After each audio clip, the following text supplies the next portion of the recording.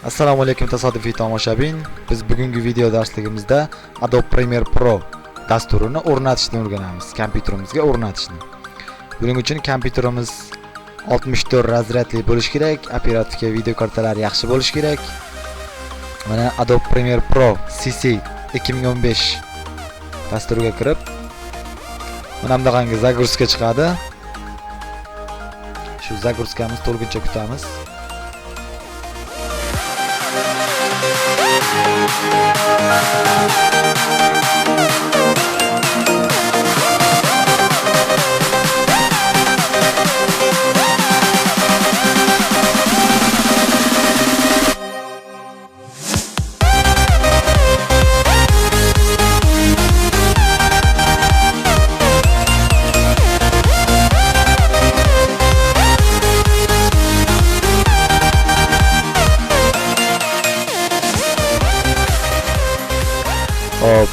Birinchida uстановить bor, pastda время uстановить bor. Masalan, pastdagi 1 oylik va biz tepasiga kiramiz. Tepasiga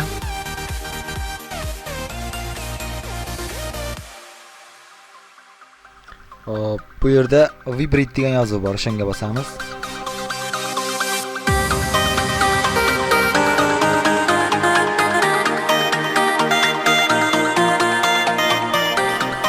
Bu yerga seriya nomer yoziladi. Seriya nomer qayerdan olinadi? O'sha faylimizga qaytamizda crack degan joy bor.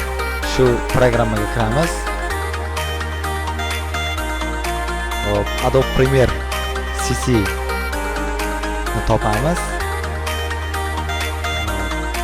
Topib, mana shu chiqqan seriya nomerini nima qilamiz? Kopirovat qilamiz. Hammasini bo'lib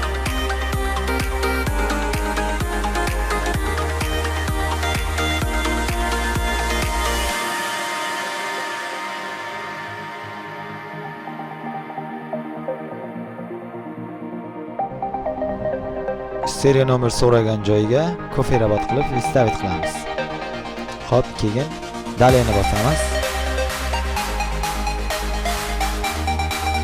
Bu yerda inglizki, ruskiy variantini so'raydi. Biz inglizki qilamiz, chunki o'rganishga osonroq. Ustanovka.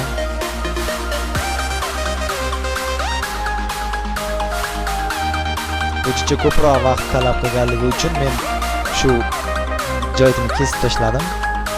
Mana 99 bo'ldi.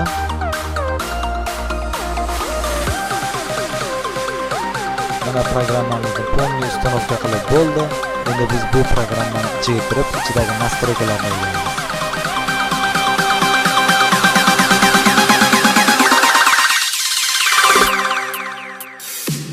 Mana Premiere pastda chiqdi, kiramiz bunga.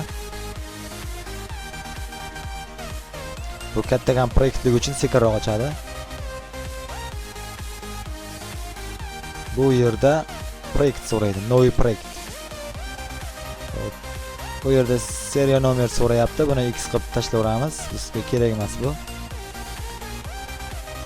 новый proyektga kiramiz. Bu yerda yangi ochadigan sallohamizni nomini yozamiz. Masalan, video montaj 2019 deb yozaylik.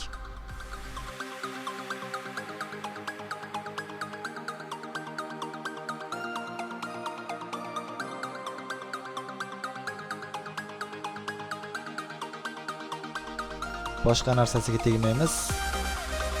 Bu yerda qo'yiladigan videomiz, tayyor bo'lgan videomiz chiqadigan joyda proyektlar turadigan joy. Buni D ga saqlanib qo'ysangiz bo'ladi. Okey.